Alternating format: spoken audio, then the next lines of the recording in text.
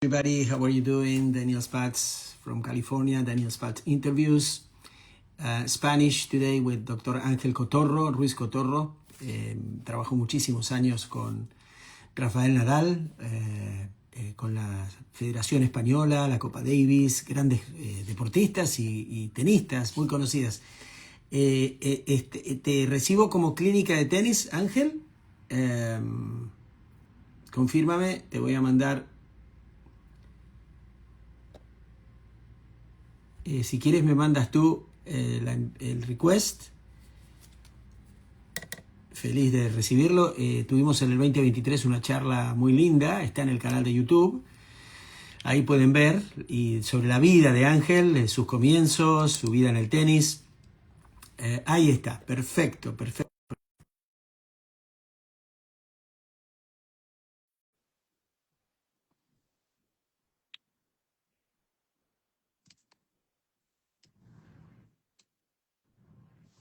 Ángel, Hola, ¿cómo estás?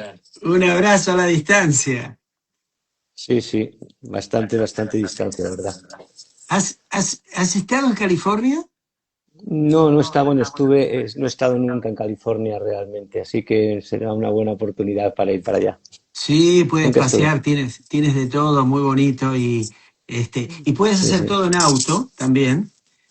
Sí, Piensa que toda la ruta, ¿no?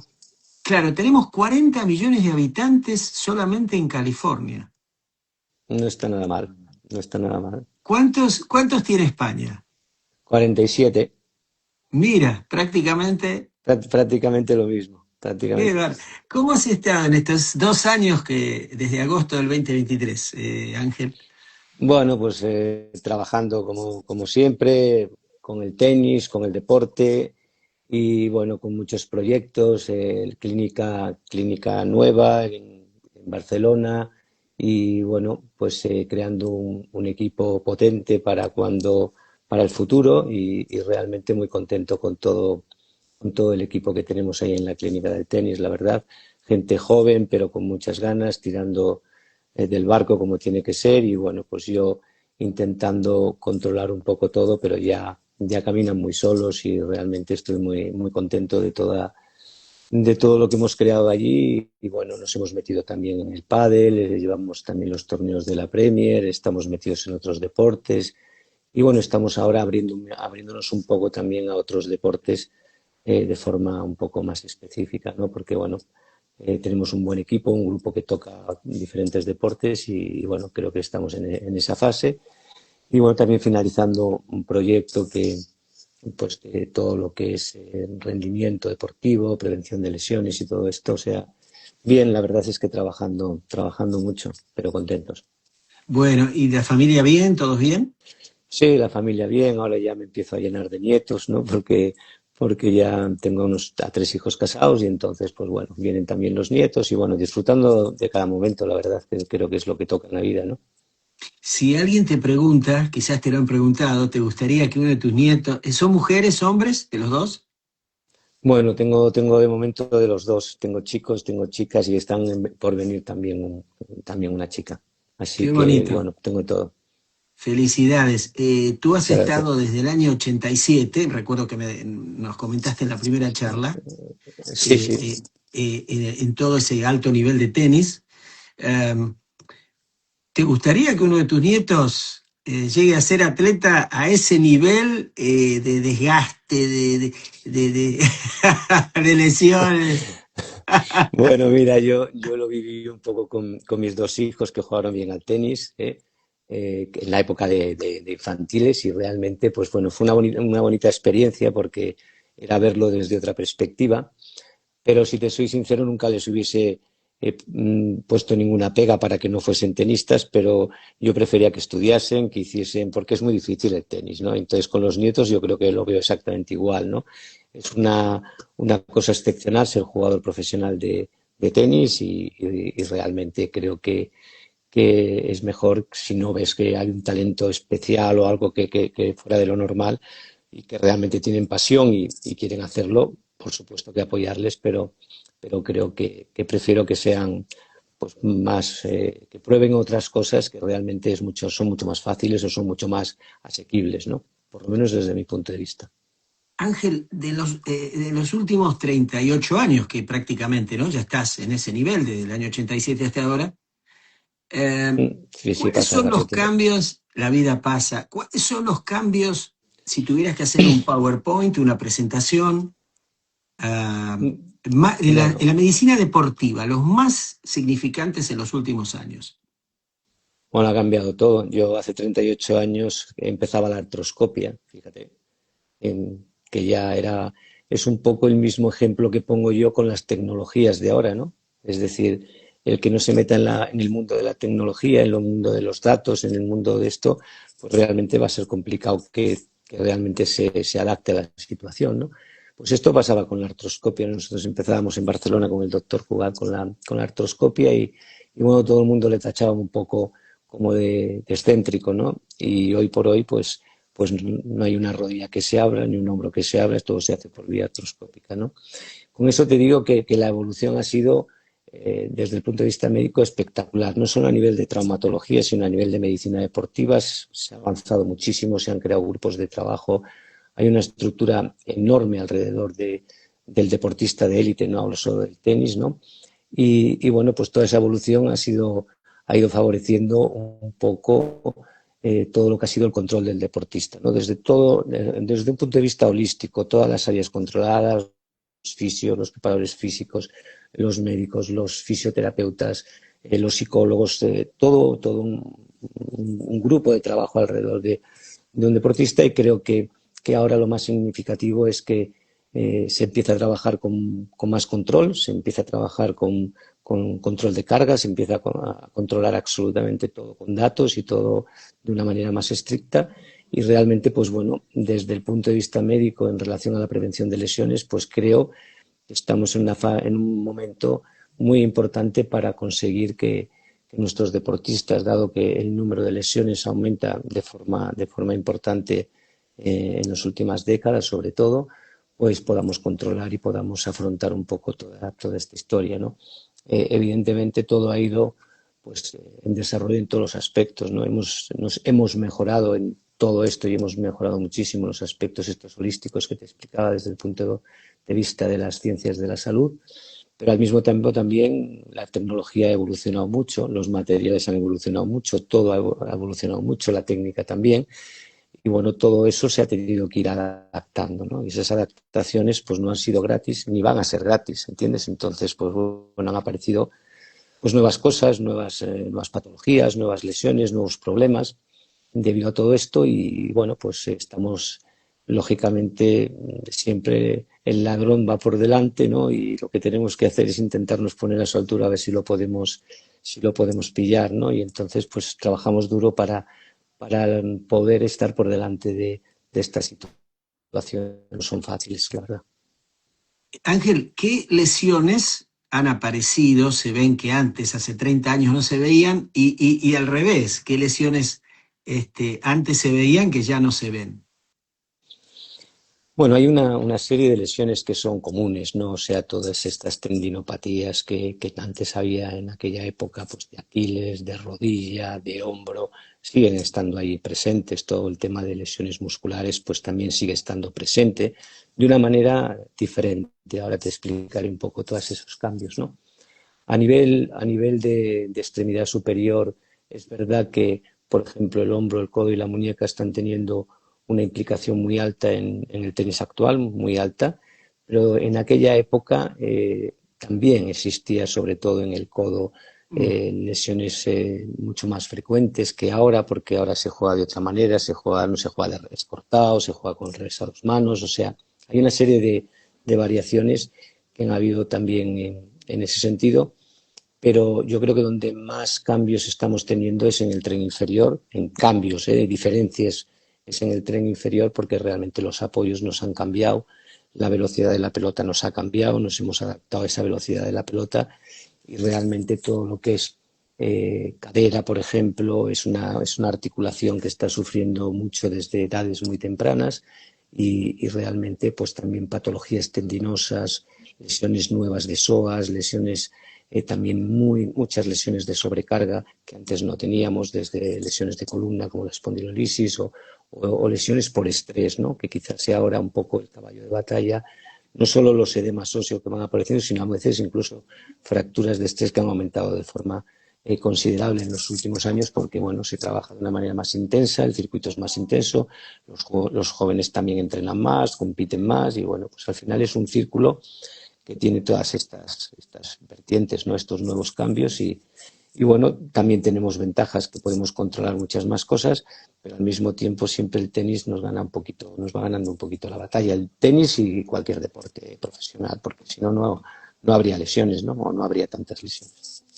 O sea, el revés a dos manos protege más los codos. No es que no, el codo desde luego, o sea, desde luego que sí. Es decir, el revés cortado era el famoso caso de la epicondilitis, porque todo el mundo jugaba de revés cortado, era un revés cortado que, como tú bien sabes, era un poco machete ahí y eso hacía que el tendón de los extensores, el típico codo de tenis, fuese mucho más frecuente, incluso en profesionales en aquella época.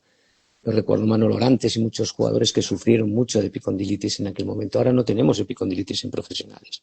¿Entiendes? Tenemos mucho más codos de golf, que se llaman la epitrocleitis. ¿Por qué? Porque por el servicio. ¿Entiendes? El servicio, los ¿En qué cambios de parte servicio. es, perdón, Ángel, en qué parte Es en la parte interna de aquí. interna? Sí, eso es lo que se llama vulgarmente codo de golf y ahora muchos tenistas tienen ese codo llamado de golf porque con el servicio provoca una tendinitis en el otro lado del codo, ¿no? Pero sobre todo el codo tiene importancia, o sea, tenemos frecuentes lesiones a nivel de epicondilitis y tenemos también lesiones en chicas de ligamento colateral interno también, por el efecto del servicio, por el efecto del lift y realmente también ahora con el efecto de las pelotas y todo esto, pues también estamos sufriendo con esas patologías, ¿no? Los ¿Qué materiales también. pasa? Cuéntanos qué pasa con las pelotas para que la gente entienda y Bueno, se aprenda. yo creo que hay un boom de las pelotas, ¿no? Todo el mundo habla de pelotas y tal, y bueno, yo creo que son muchas las circunstancias que hacen que un codo, que una muñeca o un hombro sufran. Evidentemente, todos los materiales tienen una gran importancia, ¿no? Pero tú fíjate que nosotros estamos dándole, hablando de materiales, mucha importancia a todo, ¿no? Damos importancia al peso de la raqueta, damos la importancia al cordaje, damos importancia a veces si ponemos un poquito de peso, un poco de plomo arriba en la cabeza o hacemos que el balance de la raqueta esté más nivelado. Todo eso nos preocupa mucho a la hora de todos los entrenadores de decir, oye, pues hay que tener cuidado con todas estas cosas. Y sin embargo, estamos cambiando de pelotas de forma constante en todos los torneos. Cada semana, no digo cada semana, pero en los torneos junior, en torneos profesionales incluso se cambia mucho de pelota, ¿no? Y todo eso, cada pelota no son todas iguales, ¿no? Entonces, eso también yo creo que es una cosa que también está influyendo en el tema de las lesiones, ¿no? Pero no es la única, porque parece que muchas veces habrás oído a los profesionales las pelotas. Es cierto que de repente hay pelotas que son diferentes, son igual más pesadas, también está el clima, está la humedad, hay muchos factores que influyen en que realmente en un momento determinado pues esa pelota evolucione de forma diferente en una superficie o en otro, ¿no? Y entonces, pues bueno, pues tiene su importancia, evidentemente. Una pregunta que te quiero hacer, que siempre estuve curioso. ¿Los golfistas y los tenistas comparten alguna lesión? Que sea igual, que digas, te llega a Bueno, tu consultorio. eh, sí, a ver, yo por ejemplo te diría que ahora que estoy más metido en el mundo del golf, porque además todo el mundo está metido en el mundo del golf, pues es evidente que el codo de golf tiene el tenista ahora. Es quizá la patología en profesionales más se parece, ¿sabes? Porque realmente el codo de golf podría llamarse ahora también codo de tenis, porque hay muchos jugadores que están sufriendo de ese dolor en el compartimento interno. Ese quizá sería el más común, ¿no? Después, a nivel de espalda también, el jugador de tenis sufre mucho a nivel de espalda, a nivel de las facetas articulares, a nivel de los discos, a nivel de esas lesiones de sobrecarga que te estaba diciendo antes, incluso de fracturas de sobrecarga. Y también el golfista tiene mucha patología a nivel de espalda, porque hay mucho componente rotacional y realmente todo eso también ocurre en el tenis. Luego esas patologías son bastante comunes a ambos deportes. ¿Y los hombros, Ángel? Bueno, en el hombro del tenista hay más lesión que en el hombro del golfista, ¿eh? No es lo mismo pegar de abajo para arriba que de arriba para abajo, ¿entiendes? Entonces la implicación es completamente diferente, ¿no? Sufre más el hombro del tenista en términos generales. No quiero decir que no sufra un golfista de problemas en hombro, que los puede sufrir perfectamente, pero creo que es más definitivo y más preocupante, yo creo, en el tenista. El hombro. Pero tú me escuchas bien, ¿verdad? Sí, sí, yo te escucho perfectamente. Perfecto. ¿Y ¿Tú a me mí me ves escuchas bien? bien o no? Sí, Perfectamente. perfecto. ¿Tú a mí me ves bien y me Sí, escuchas bien o no? señor. Te veo más joven que hace 2 años. Claro que no creo que sea ¿Qué más joven. haces? ¿Qué haces? Será la luz esta que hay aquí, que no es muy clara. Bueno, qué lindo. Bueno, un abrazo a toda tu familia. Espero conocerlos algún día. Quiero aprovechar ya nos conoceremos. Cuando tú quieras venir por aquí, estás invitado. Muchas De gracias, Barcelona. Ángel, de la misma manera. A ver, tú hablaste hablamos en privado de los momentos del tenis. Me pareció fascinante eso que me dijiste en el WhatsApp, los momentos del tenis. Pero antes que nos expliques eso, que quiero que sea el tema central de esta apasionante charla, me hablaste de Aranza Sánchez y Feliciano López, que te impresionaron en lo físico a través de los Mm, años. Cuando yo te pregunté qué tenistas, sí. ¿qué tenían Aranza y Feliciano que a ti te impresionaron? Bueno, yo creo que Arantxa era una chica que tenía unas cualidades físicas extraordinarias ya de naturaleza, todos los Sánchez Vicario y Arantxa, pues quizá en especial, ¿no? Era una chica que además tenía tenía una capacidad de trabajo muy grande y dirás, bueno, mucha gente tiene capacidad de trabajo, pero ella se preparó para ser jugadora de tenis y admitía las cargas su cuerpo le admitía las cargas que ella le proponía, ¿no? Que eso muchas veces no es tan sencillo. El cuerpo aguanta más o menos en función de cómo lo tengas. No todo el mundo puede entrenar 4 o 5 horas o a la intensidad que ella. Es verdad que se iba acostumbrando, que el cuerpo se va acostumbrando a las cargas intensas, etcétera, ¿no? Eso me llamaba la atención porque era una chica que asumía muy bien las cargas y además se recuperaba muy rápido. Era realmente una deportista extraordinaria. Y después me llamaba muchísimo la atención también eh, todo el componente articular de Arantxa. Arantxa no tenía ninguna articulación sobrecargada, dañada, y una chica que empezó a jugar muy pronto al tenis y fue muy buena prontísimo. A los 17 años ya ganó Roland Garros y tú le mirabas, le hacías exploraciones, la cadera, el tobillo, todo estaba como intocable, ¿sabes? O sea, como si no hubiese trabajado, ¿no? Y realmente era sorprendente eso, ¿no? Me llamaba muchísimo la atención. Y en el caso de Feliciano, pues es que realmente Feliciano era un portento de la naturaleza, o sea, porque es que había que tener electricidad, era igual que la trabajase o no, la tenía. Fuerza tenía, eh, potencia tenía resistencia también, o sea, era una persona con unas condiciones físicas muy talentosas y, no sé, como tocado en ese sentido con una varita mágica. No se lesionó nunca, si tienes las estadísticas, es el que más Grand Slam ha jugado, seguidos, creo que ha llegado a jugar 70 o 70 y tantos Grand Slam seguidos, el que más Master 1000 ha jugado, el jugador, o sea, ha sido un portento en ese sentido, ha sido ha tenido una carrera que las lesiones le han protegido mucho, que ha tenido lesiones, pero evidentemente ha llegado a jugar hasta los 40 años a muy buen nivel, ¿no? Para que la gente sepa, tú trabajaste en forma personal con Rafael, nada, ¿verdad? Sí, bueno, estuvimos muchos años trabajando juntos y bueno, creo que más que trabajar, creo que al final se desarrolló una gran amistad y aparte de todo el tema profesional, ¿no? Es una persona que le tengo mucho cariño, aparte de todo el respeto, lógicamente, como deportista, pero a nivel personal creo que tenemos una relación muy chula, la Era, verdad. era un buen paciente, te hacía caso. Era, era un buen paciente, era una persona que escuchaba mucho, que tenía criterio, que se conocía perfectamente su cuerpo. Sinceramente, sabías que cuando decía un detalle había que prestarle atención porque realmente eso se conocía muy bien. Y después es una persona que ha sufrido con las lesiones, evidentemente, pues bueno, las lesiones también te van mermando un poco cierta confianza en algunos momentos, pero siempre la superaba, siempre la superaba y siempre la superaba y bueno, pues mira, una carrera que hasta los 38 años, pues incluso 36, 37 fue capaz de ganar el Grand Slam, ¿no? O sea que creo que era un buen paciente, muy buen paciente, y una persona que siempre que aguantaba muy bien el dolor. Sabías que el tío si salía a la pista, el dolor yo creo que lo apartaba y convivía con él. Eso me llamaba muchísimo la atención del poder de aguante que tenía.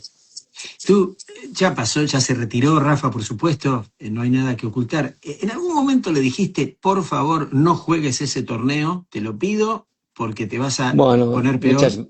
muchas veces hemos tenido estas circunstancias, ¿no? Y en muchísimas ocasiones, pues, formábamos parte de un equipo en el que todo el mundo tenía una opinión muy válida, ¿no? Y éramos una familia, ¿no? Entonces, pues, si había que hablar de medicina, pues habría que hablar de medicina, pero tú sabes que dentro de una decisión médica hay muchas cosas que son importantes, ¿no?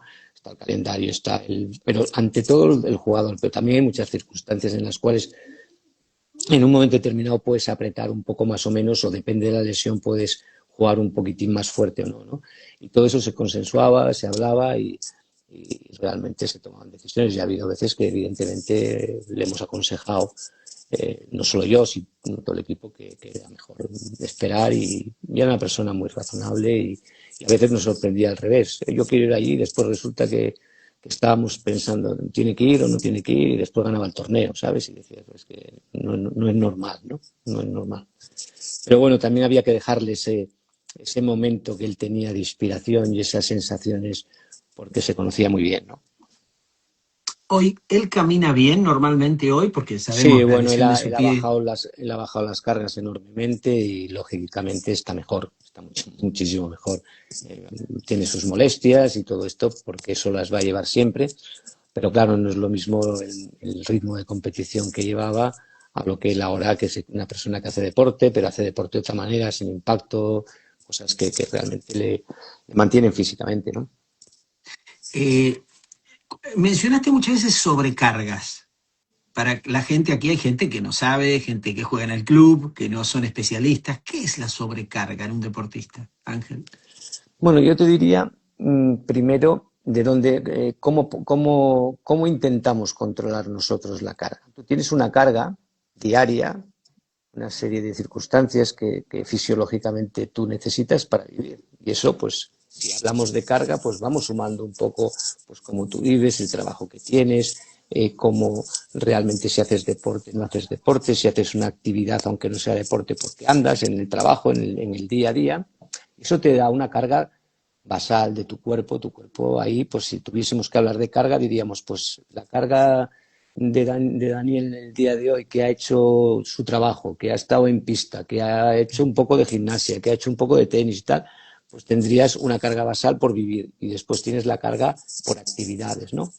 Y entonces, cuando tú sobrepasas esos límites que tu organismo es capaz de admitir, tanto a nivel fisiológico como a nivel muscular, a nivel tendinoso, a nivel articular, pues hablamos de sobrecarga. Hablamos de que estamos pasando la carga que fisiológicamente o en teoría fisiológicamente nuestro organismo es capaz.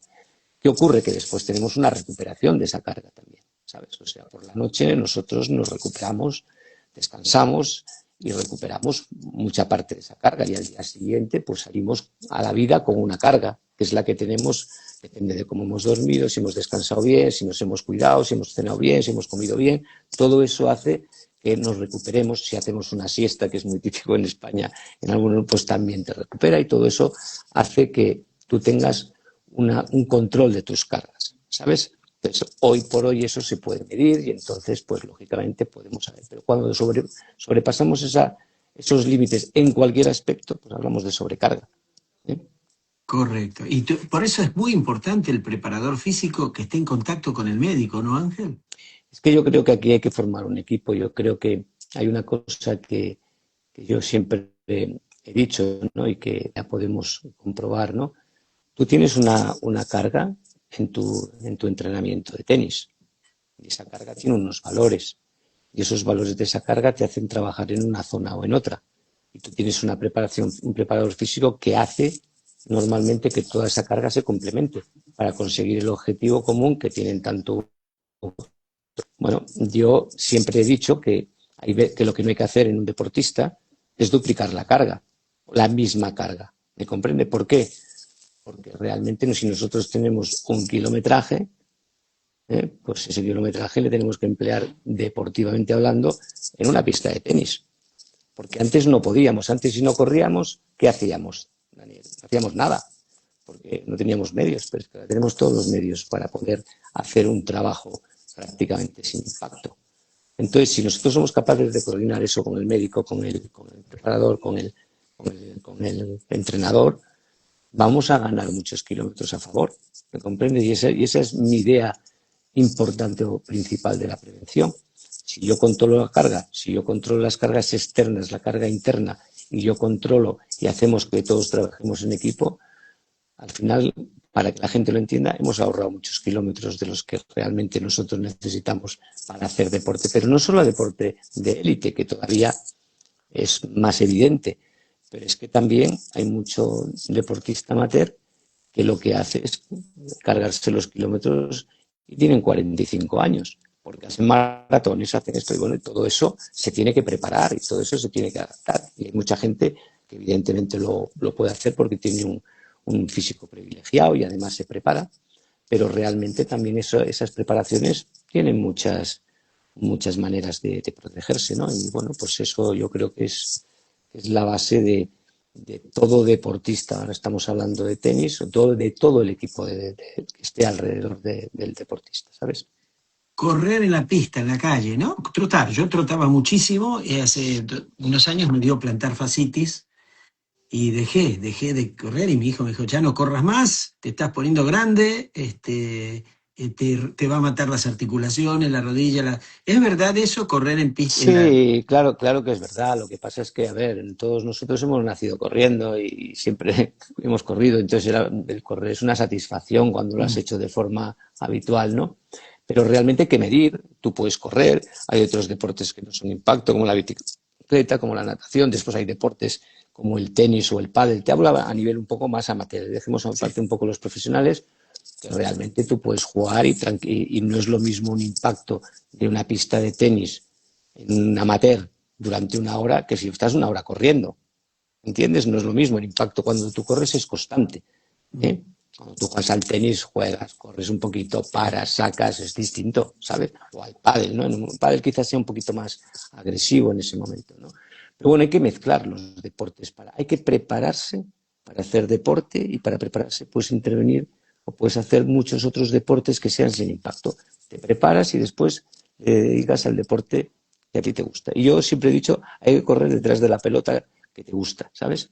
En el fútbol, el baloncesto, el tenis, el pádel, lo que sea, pero creo que yo, desde luego, la gente que quiere tener longevidad en el deporte ha de tener todos estos conceptos claros, creo yo. Fantástico. Eh, Antes de pasar a los momentos del tenis, el tiempo se pasa muy rápido, ya se pasó media hora.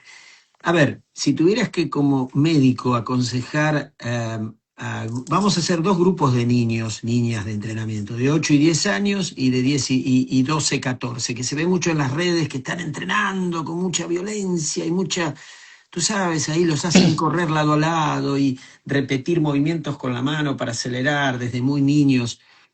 ¿Qué les dirías a los entrenadores y a los padres? Bueno, primero, a ver, como siempre hablamos de el porqué de las cosas, tienen que tener unos datos, ¿no? O sea, ¿por qué digo yo ahora que lo que voy a decir? Tú tienes un jugador de tenis que entre los cuatro que empiezan a hacer de lo que es, digamos, juegos en la pista y tal, hasta los 10 o 11 años, normalmente el tipo de lesiones que hay es muy pequeño. Son sobrecargas, son problemas musculares, a veces les duele un poquito esto y lo otro.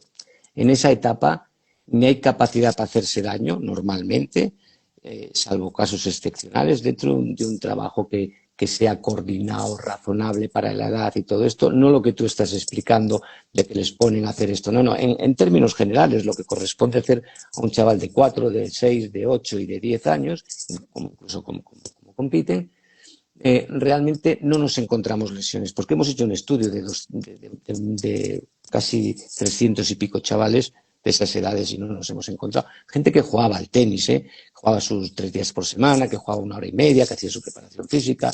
Bueno, gente que ya empezaba a quererse dedicar al deporte, ¿no? Pero después hay una edad crítica, que son los 12 a los 16 años. Es una edad crítica.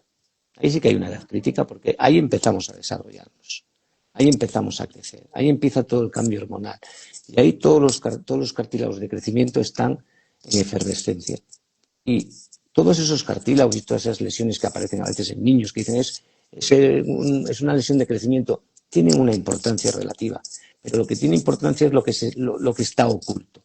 Lo que está oculto en un hombro, lo que está oculto en una cadera, lo que está oculto en una rodilla, lo que está oculto en un tobillo. ¿Por qué?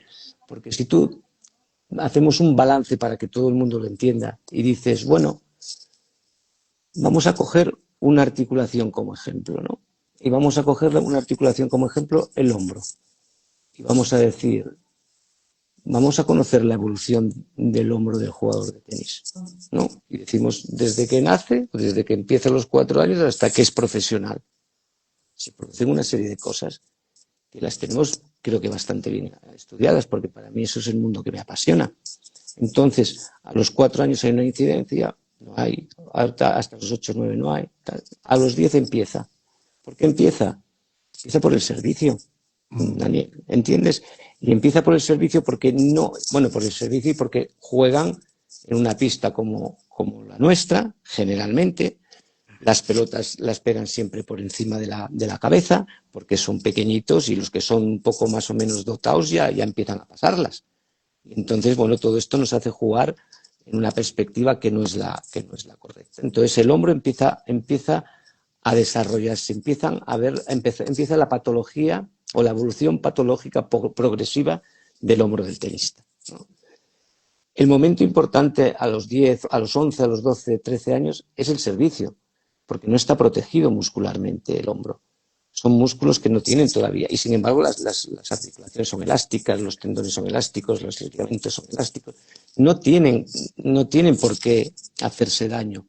Pero ¿qué ocurre? Que le sometemos a una cosa que es, hay que sacar por aquí, hay que sacar por ahí, y el chaval quiere sacar fuerte, y entonces no tiene capacidad muscular para sacar fuerte ni articular. Puede sacar fuerte, pero no está protegido. Y ahí se empieza a desequilibrar un poco el hombro, ¿no? Entonces yo muchas veces cuando hablo con entrenadores de confianza, porque ese es un tema muy, muy sensible, yo hablo de medicina, no hablo de técnica, ¿no? Pero yo muchas veces les digo, si hacemos una estadística del porcentaje de servicios que meten, no estamos por encima del 10%. Porque no meten primeros saques. No meten primeros saques porque no tienen la habilidad para meterlo, ¿no? Entonces, yo siempre les digo, ¿por qué no hacemos que saquen a un porcentaje menor, les enseñáis todas las técnicas del servicio, el saque abierto, el liftado, todos los componentes del servicio que tú sabes que son complejos a esas edades porque es difícil el servicio?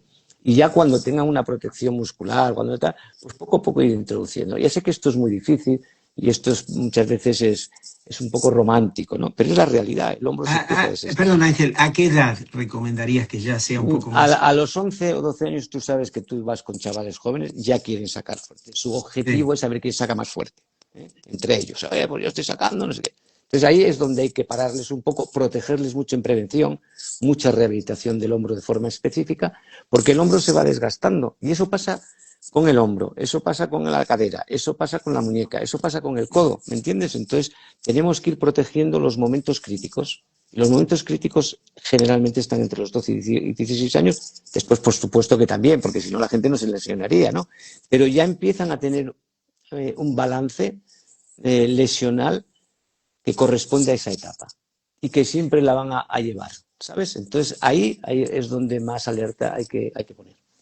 ¿Y a qué edad te parece ya justamente mirarlo en forma más avanzada? ¿A partir de los 13, 14? Sí, donde más se ajusta a los problemas son entre los 13 y los 16 años, evidentemente, porque ya se van haciendo adultos, ya van creciendo y ya el tenis empiezan a moverse mucho más rápido, empiezan a pegar la pelota mucho más rápido. O sea, ahí es realmente un momento que hay que cuidar porque realmente ahí es donde hay que protegerles, con muchísima prevención, con muchísimo control de cargas y realmente que la progresión, lógicamente, de los que quieren jugar y juegan bien, no es cuestión de pararla, pero es controlarla.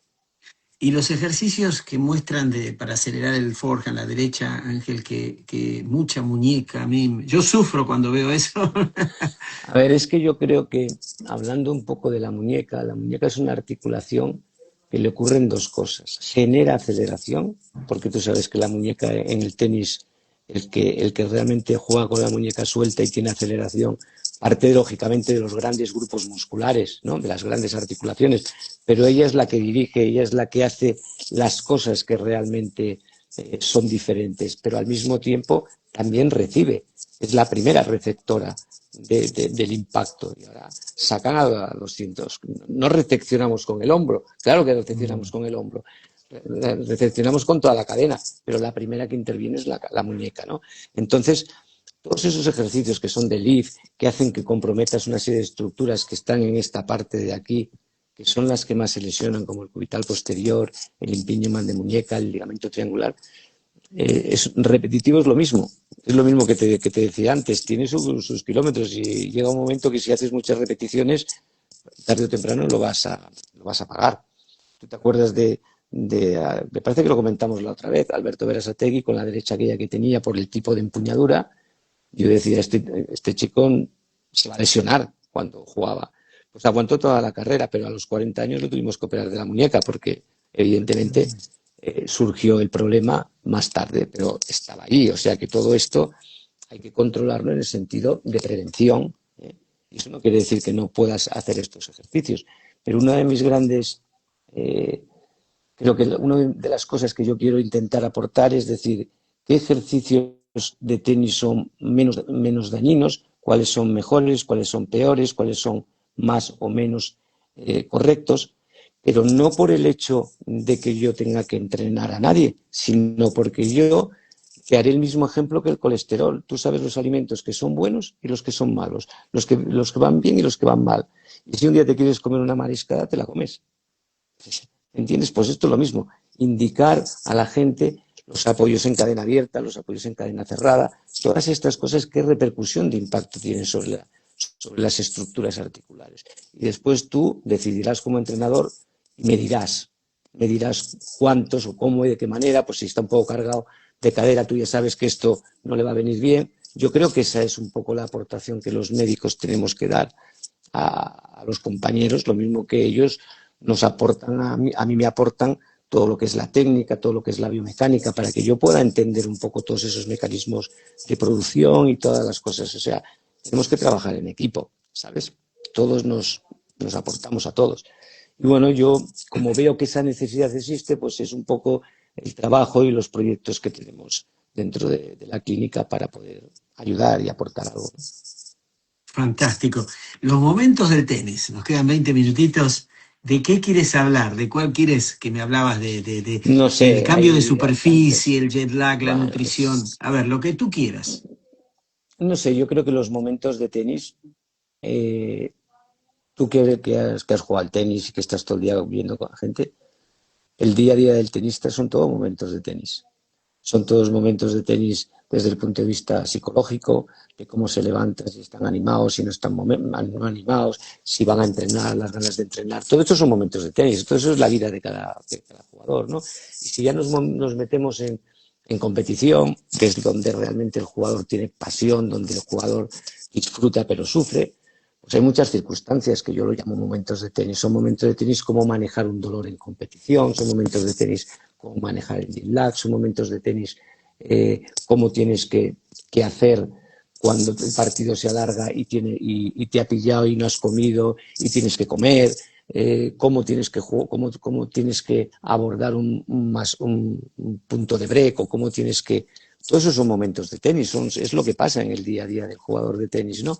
Entonces hay momentos que son el aporte es a nivel psicológico, otros a nivel médico, otros a nivel de fisio. Todos son momentos de tenis y creo que es una de mis grandes ilusiones, ¿no? Ir pudiendo plasmar todos esos momentos que yo he vivido durante toda mi vida, pues ir plasmándolos poco a poco, ¿no? Para que la gente vaya conociendo. Yo creo que la gente tiene interés en saber cómo un jugador profesional maneja un dolor en competición o cómo prepara o no prepara los viajes, ¿no? Por ponerte un ejemplo Sí, sí, que sí, todo el sí. mundo tal, ¿no? Pues bueno, yo creo que el jugador de tenis si hablamos del jet lag y, por ejemplo, de la nutrición, que es un tema que tú has sacado, pues es evidente que tenemos que tener un planteamiento, porque el jet lag, aunque estén acostumbrados, afecta. Afecta y ellos lo saben que afecta. A unos les afecta más, porque unos tienen un ritmo circadiano, otros tienen otro diferente, pero a todos los afecta, ¿no? Entonces yo creo que en el planteamiento de un viaje largo, imagínate Australia, yo creo que todo empieza para ordenarlo cuanto antes mejor. Yo en mi caso, particularmente con los jugadores, lo que les aconsejo es que ya en el viaje, porque antes lo hacíamos un día antes, ¿sabes? Intentamos recuperar el horario más o menos el día antes, pero esto es muy difícil, ¿sabes? Porque la vida que estás en el... Pero ya una vez que estás en el viaje, nosotros lo que intentamos es adaptar el ritmo. Es decir, ¿a qué hora nos tenemos que acostar? A las 11. ¿Qué hora es aquí? Bueno, pues a las 11, como no vamos a dormir porque no estamos en ese horario, lo que hacemos es, por ejemplo, aportar un poco de melatonina, aportar un poco de vitaminas, de vitamina B, un poquito de triptófano, cosas que hacen que ya intentamos ya ponernos en el día un poco australiano, por ejemplo, ¿no? Esa es un poco la primera planificación, ¿no? Después también un poco todo el tema de la nutrición. Los aviones no se come bien, que me disculpen entonces no se come bien y menos para un deportista, ¿no? Entonces, bueno, nosotros tenemos que llevar algo preparado para poder tener unos frutos secos, para poder tener algo que realmente nos aporte lo que necesitamos, porque no es mucho, ¿entiendes? Ese es un tema que también, después en el avión es verdad que hay veces que hay pollo, hay veces que hay algo de espaguetis, bueno, puedes aprovechar todo un poco esa pasta o ese pollo, puedes aprovecharlo, pero en general hay que planificarlo de alguna manera. Después hay que hidratarse constantemente en un avión, hay que empezar a hidratarse incluso de forma más importante. Es verdad que todos lo hacen, ¿entiendes? Hay que moverse, hay que moverse porque no puedes estar 25 horas parado, ¿sabes? Yo muchas veces te recuerdo como anécdota, y te meto esto a colación, cuando la gente dice, ¿estiramos o no estiramos después de los partidos? Sabes que, bueno, pues el que quiera estirar que estire, el que no quiera no estirar que no estire. Yo todos los que han estirado, yo personalmente siempre me he encontrado muchísimo mejor. Y tú cógete a una persona, como ha habido algunos casos, que han perdido un partido en Australia, se han cabreado y han cogido el avión, el primer avión, sin haber hecho el postpartido. El postpartido, un poco la recuperación, después el estiramiento, después el tocar puntos tal, y han llegado a España totalmente doblados, ¿entiendes? Porque todo eso, pues en un avión se multiplica la recuperación porque no te recuperas. Luego yo creo que es otra de las cosas que son importantes, ¿no? Después también cómo yo planteo las horas de sueño, ¿no? Porque las horas de sueño allí te ayudas de esta medicación, pero también tienes que no se hace normalmente, todo el mundo ve películas, ¿no? Bueno, pues no está aconsejado, por lo menos una horita antes, pues hay que intentar que esto no suceda, ¿sabes? Porque realmente influye, ¿no? Y después, pues, como te decía antes, una alimentación ligera, ligera y muy comedida. Y después, una vez que llegas allí, lo que hay que hacer es no pararse, hay que hacer algo. Generalmente, muchos de ellos tocan un poquito la bola, rara vez cuando llegan a un viaje tan largo, pero después sí que es importante caminar, sí es que es importante llegar allí, hacer unos estiramientos, hacer cuatro ejercicios, porque creo que eso es importante, ¿no? Porque muscularmente estás afectado, articularmente estás afectado. Te ha cambiado también un poco todo y todo eso, lógicamente, es una predisposición a tener lesiones. Al día siguiente tú sabes que siempre entrenan menos, pero es importante también cómo recuperan los hidratos, cómo recuperan un poquito las proteínas, cómo y de qué manera pues tú les puedes aportar alguna medicación de tipo de vitaminas o colágeno, omega 3 o antioxidantes, cosas que realmente les ayude a regenerar un poquito más, ¿no? Y ya después, en el día a día, un día que está allí, pues ya todas las medidas que todos conocemos de aguantar el día, todo eso vale, pero también a veces hay que ayudarles a uno con alguna pequeñita medicación, pues de esta que te estoy diciendo, de vitamina, de melatonina, tal, para que realmente ellos puedan descansar. porque hay que descansar, porque aunque vayan con días de antelación, también tienen que entrenar, ¿no? Entonces hay que tener mucho cuidado esos 4 o 5 primeros días de hacer las cosas muy bien, recuperar mucho, hacer mucho trabajo de prevención, ¿sabes? Para que realmente no te coja ninguna sorpresa. Te baja también las defensas, también en viajes tú sabes que muchos se han puesto enfermos, bueno, porque realmente es así, ¿no? Entonces, bueno, yo creo que eso eso es prevención. Aparte Y, de que mejoras es prevención, ¿no? y trotar un poco después de un viaje es bueno, Ángel. Sí, sí, trotar un poquitín, caminar, trotar muy suave. Yo creo que está bien hacer un poquito de bicicleta, o sea, hacer un poco de actividad muy suave. Piensa que estamos hablando, tíos, de gente muy buena, ¿no? Yo también cuando voy allí, pues intento caminar o intento ir un poquito al gimnasio, hacer 4 cosucas, para que en realidad, pues, porque llegas doblado, ¿no? O sea, sinceramente. Claro. ¿No? Entonces, bueno, yo creo que esos son momentos que hay que controlar, ¿no? Porque creo que son importantes, ¿no? Y, y bueno, también hablando de momentos, pues los que tú me quieras preguntar, a ver si yo te No, el puedo aportar cambio, algo, no, ¿no? es Pero que te escucho atentamente. El cambio, porque no quiero que se vaya la hora sin que nos digas el cambio de superficie, porque los tenistas cambian sí, permanentemente. ¿Cuánto bueno, afecta al yo, físico? mira, yo creo que es uno de los temas que nosotros aquí en la federación y yo con los chavales más hemos trabajado. Es verdad que el cambio, por ejemplo, de a hierba tiene una especificidad enorme porque se trabaja mucho más abajo. Tú sabes que toda la zona del tren inferior sufre mucho en estas pistas porque realmente se trabaja mucho más flexionado. Lógicamente, todo sufre la cadera, sufre el tobillo, sufre la rodilla.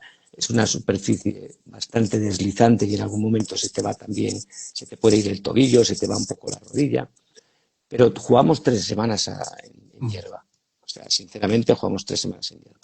Entonces, todo eso hay muy poco tiempo para preparar. Tú sabes que el circuito lo conoces perfectamente, acabamos Roland Garros, nos metemos allí y ahí hay que hacer un poco todo lo que es adaptación. Lo mejor es meterte en la hierba, ¿sabes? Lo mejor es meterte en la hierba porque tú vienes de tierra con una capacidad aeróbica brutal, vienes con una resistencia muy buena y lo único que te tienes es que adaptar a la superficie en cuanto a la rapidez, en cuanto a la técnica, pero también muscularmente, ¿sabes? Haciendo mucho trabajo específico de las zonas que sabes que van a tener más repercusión, etcétera.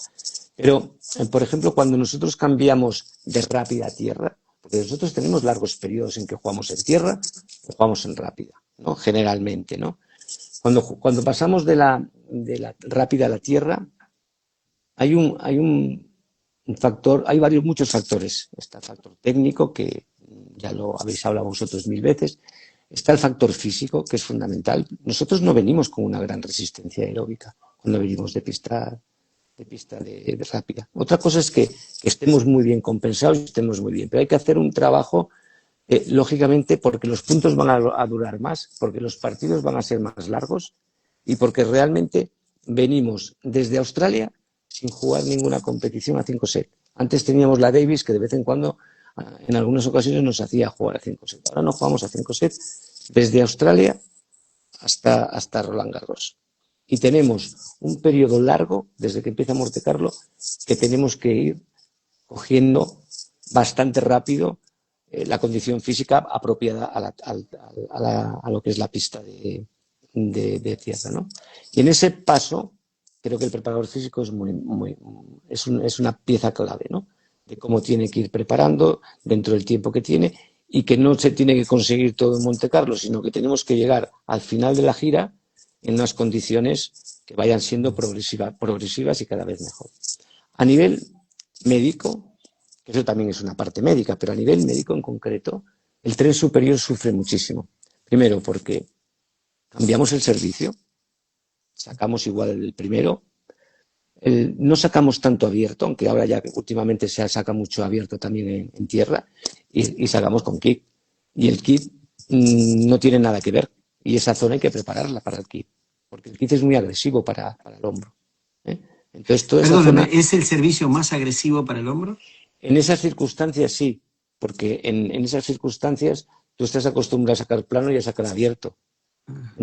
Es raro, bueno, jugadores que son muy terrícolas sacan también un segundo en pista rápida, pero en momentos excepcionales, porque tú sabes que eso no se hace, ¿no? Entonces en tierra sí que se utiliza mucho más. Entonces, aparte de ser agresivo, no están acondicionados, llevan mucho tiempo, salvo los que han jugado el circuito de Sudamérica, llevan mucho tiempo sin jugar en tierra, ¿no? Entonces esa parte es importante.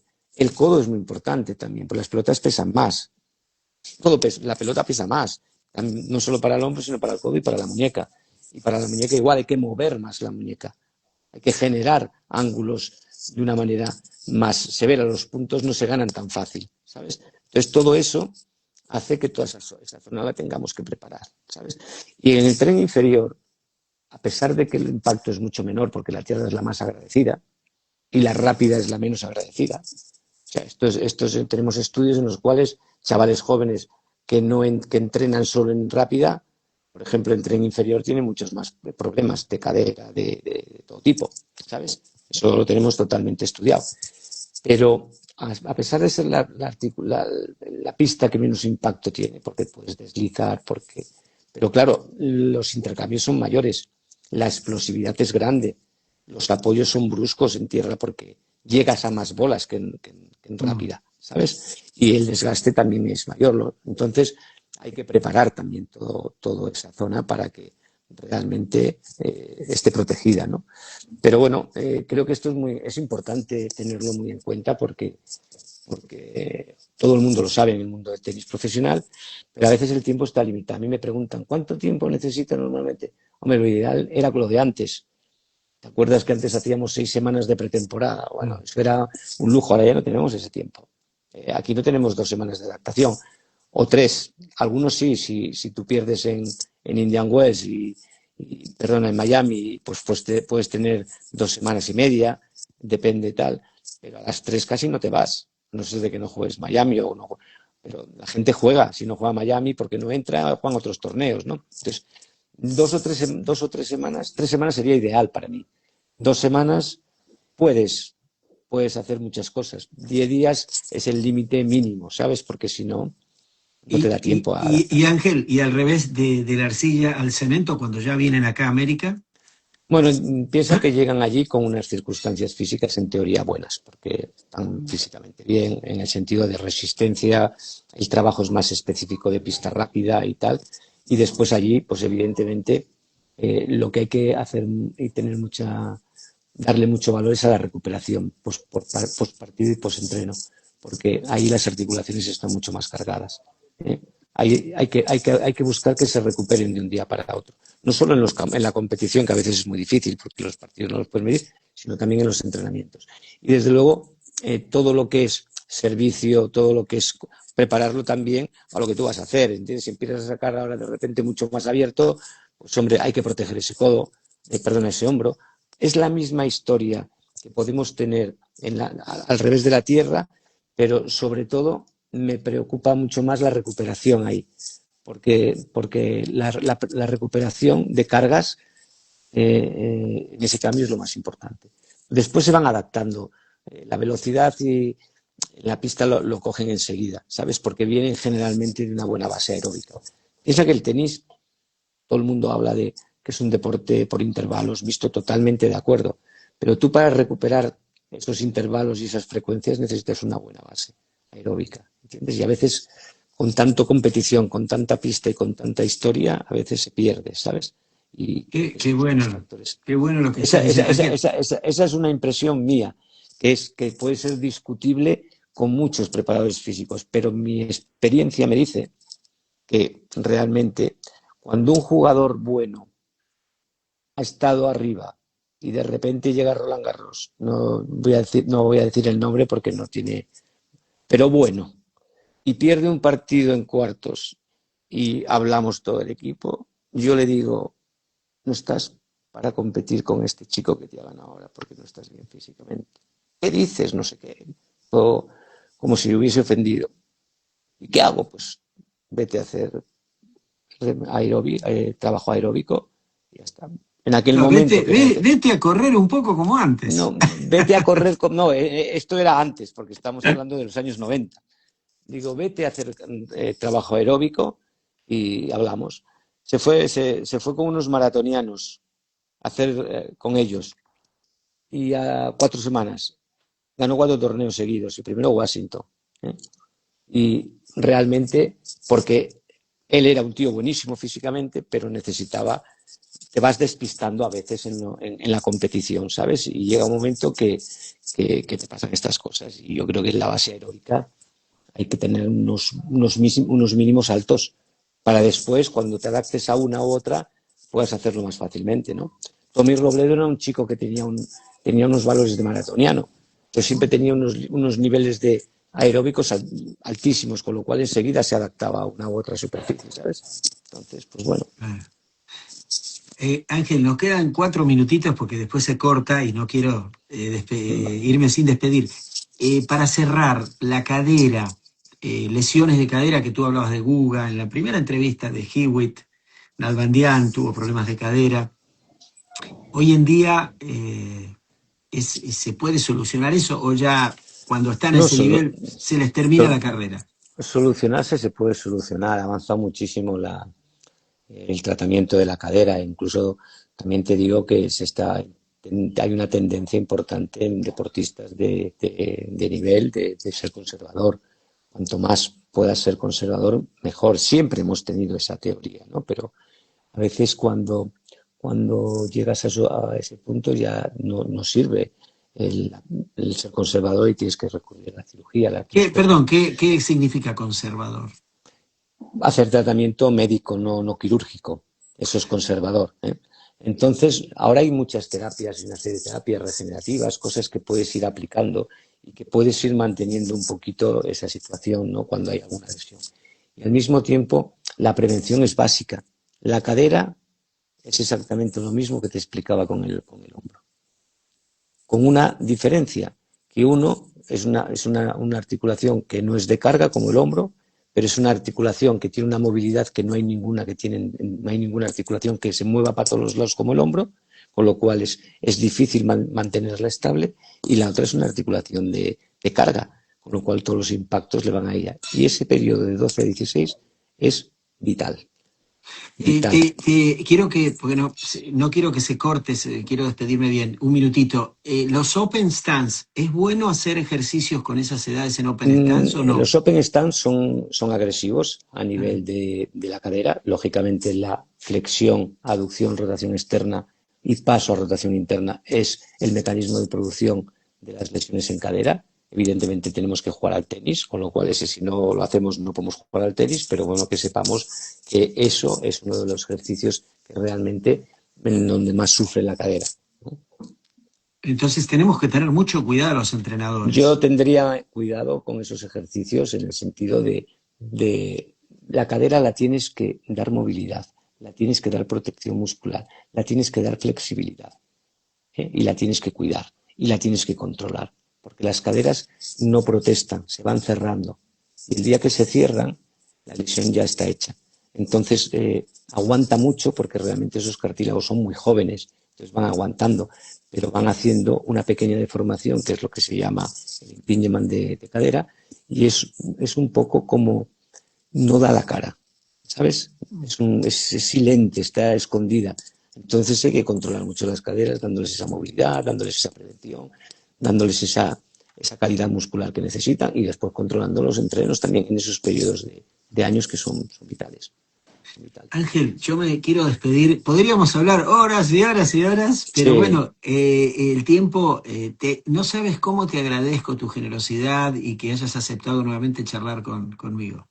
No, me ha encantado. Siempre que tú veas y quieras, yo estoy disponible. Es verdad que algún día, como te dije en aquella ocasión, y me gustaría comentarte muchas de las cosas que tenemos también de Sí. proyectos, porque creo que es esto que te hablo de la tecnología, de los datos, de las cargas, de la prevención holística, todo esto creo que estamos ya en la línea de salida, y cuando lo tenga, seguro que lo hablamos.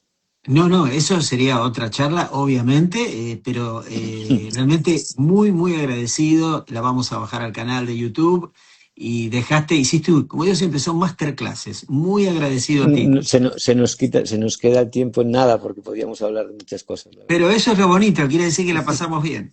Yo sí, desde luego. Te mando un abrazo enorme, gracias a toda la gente que se conectó y a tomar nota, ya hay que aprender, aprendemos mucho. Gracias, Ángel. Vale, gracias a vosotros, gracias a ti. Anda, Gracias, un gran abrazo. hasta luego.